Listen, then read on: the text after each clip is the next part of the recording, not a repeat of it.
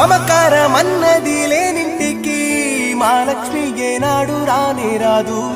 ఆప్యాయతన్నది లేని నాడు ఆ మనిషి బతుకసలు బతుకే కాదు.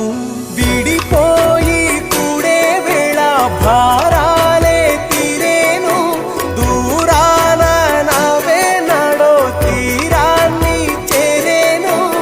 ఇంకొక జన్మంటూ ఆ దేవుడు నాకిస్తే మళ్ళీ బంధం నాకిమ్మడి వరమడిగేస్తా. ఎవరేమి అంటున్నా ఎవరేమి చేస్తున్నా అనుబంధం